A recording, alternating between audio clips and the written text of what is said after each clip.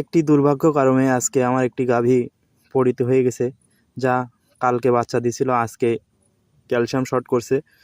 বিগত 8 দিন ধরে তাকে ট্রিটমেন্ট করার পরে সে যখন আর উঠতে না পারে তখন তাকে বিক্রি করা দেওয়া হলো। বিক্রি করে যখন দিছিলাম তখন হয়তো বাছুরকে বোঝা যায়নি যে বাছুর কতটুকু দুধ খায়, কিন্তু তারপরে বোঝা যায় যে একটি বাছুর কতটুকু দুধ খেতে পারে। সর্বনিম্ন 9 থেকে 10 কেজি দুধ সে খায় প্রতিদিন। যদি আজকে আমার খামারে আরেকটি গাভী না থাকতো তাহলে আমার দুধ কিনে খাওয়াতে গেলে আমি খাওয়াতে পারতাম না। তাই 8 দিনের বাছুর প্রতিদিন 10 থেকে 10 লিটার দুধ খাওয়ানো হয়। একটি বাছুর মানুষ করে উঠতে গেলে বাছুরটির সর্বনিম্ন 900 লিটার দুধ লাগবে। 900 লিটার দুধের দাম 45,000 টাকা। বাছুরটি এখন মূল্য আছে 35,000 টাকা।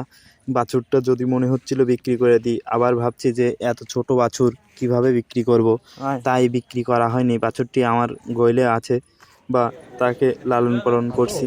যদি আপনারা সবাই একটু দোয়া করবেন যেন বাছুরটি ভালো হয় বা বাছুরটি বড় হয়, সবাই তার জন্য একটু দোয়া করবেন, বাছুরটি যেন ভালো থাকে। তাই আপনাদের বলি যে একটি গাভী যখন বিক্রি করে দেওয়া হয়, কী কারণে খামারি বিক্রি করে দেয়, যা খামারের সব দুর্ভাগ্যর কারণে আজকে খামার থেকে একটি গরু বিক্রি করে দেওয়া হলো। গরুটি 1,09,000 টাকা বিক্রি করে দেওয়া হলো। গরুটি নিয়ে যাওয়ার সময় তার কিছু অংশ দেখানো হচ্ছে, যা একটি খামারের মন মানসিকতা তখন ভালো থাকে না যে খামারি গরু পোষে, আজকে 2 লাখ 3 লাখ টাকা একটি গরুর দাম। সেই গরু যখন অল্প দামে বিক্রি করে দিতে হয় বা দুর্ভাগ্যক্রমে তাকে বাড়ি থেকে অন্য জায়গায় পাঠিয়ে দেওয়া হয়, তখন বোঝা যায় যে একটি গরু কী কারণে বিক্রি করে দিলাম বা কতটুক মন খারাপ হয়।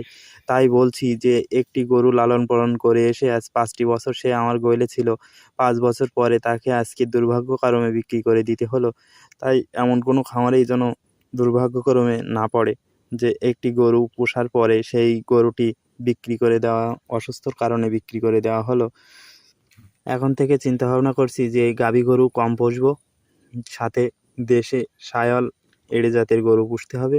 তাই একটি গাভী আছে যে ও বাছুরটি দুধ খাওয়ানোর জন্য গাভীটি বিক্রি করে দিতে চাইছিলাম, কিন্তু বিক্রি করতে পারিনি। বাছুরটি ষাঁড় বাচ্চা পুষবো। তাই বলছি আপনাদের খামারে যদি ষাঁড় বাচ্চা বিক্রি করার মতো থাকে, আমার স্ক্রিনে দেওয়া নাম্বারে যোগাযোগ করলে বা ঠিকানা যদি আমার এলাকার আশেপাশে হয় তাহলে ষাঁড় বাচ্চা কিনতে হবে। তাই দেখছি এখন থেকে কয়টা ষাঁড় বাচ্চা পুষলে আমার খামারে ভালোভাবে পুষতে পারবো।